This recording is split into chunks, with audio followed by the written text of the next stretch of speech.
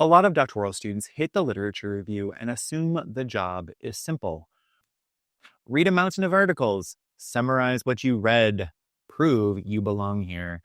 And if you are good at school, you can absolutely do that. You can grind, you can make a spreadsheet, you can generate pages and pages of notes. But here's the problem. A literature review built as a performance will eventually turn on you, because performance has no finish line. There is always another article, another citation, another voice that seems more authoritative than yours.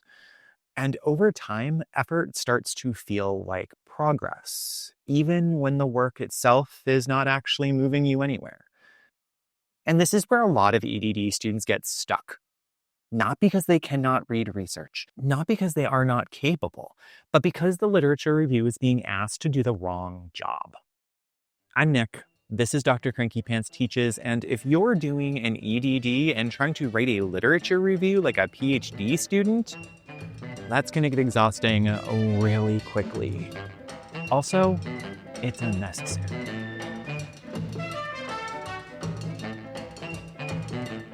In EdD work, the literature review is accountable to a problem of practice, not to a larger field. And that single difference changes what the literature review is responsible for. In a dissertation in practice, the literature review functions as an improvement tool. Its job is not to demonstrate mastery of an entire discipline. Its job is to help you understand a specific problem in a real system well enough to make responsible decisions. One useful way to think about this is to treat the literature as decision support. The literature helps you ask better questions about the problem you are working on.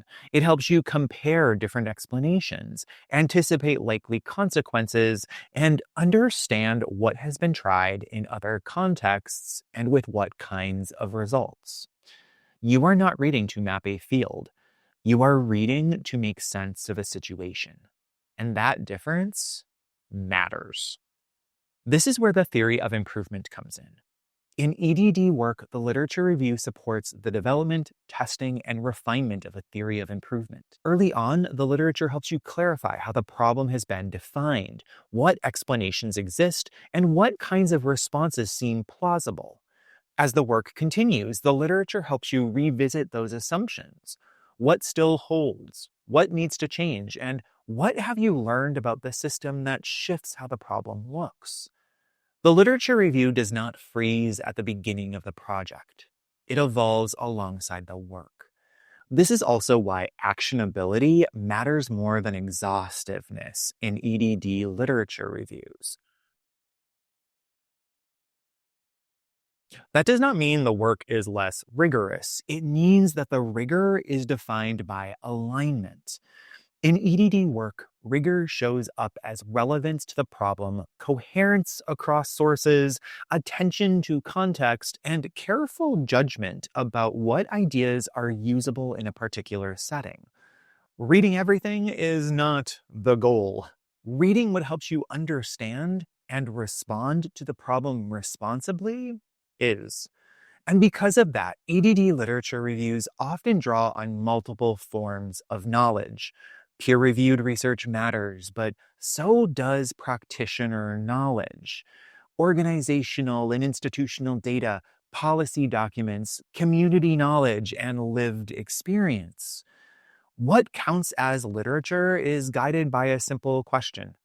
What helps us understand this problem well enough to act ethically and effectively? That is not looseness. That is precision. Another key difference is how the literature review functions over time. In EdD work, the literature review is iterative. It appears in multiple places across the dissertation and practice. It informs how the problem is framed, how an intervention or change effort is designed, and how outcomes are interpreted. Returning to the literature is not a sign that you failed to finish it. It is a sign that the work itself is teaching you something new. Iteration is a feature of improvement work, not a flaw. If you ever find yourself wondering whether you are doing enough literature review work as an EdD student, This question can help reorient you. How is the literature helping me understand this problem and make better decisions in this system? If the literature is doing that work, it is doing its job and you are doing yours. In the next video, we're going to look a little bit more closely at what counts as literature in EdD work and how to organize it in ways that support improvement over time. If this made the literature review feel a little less exhausting and a little more usable, that matters. I appreciate you. I'll see you in the next one.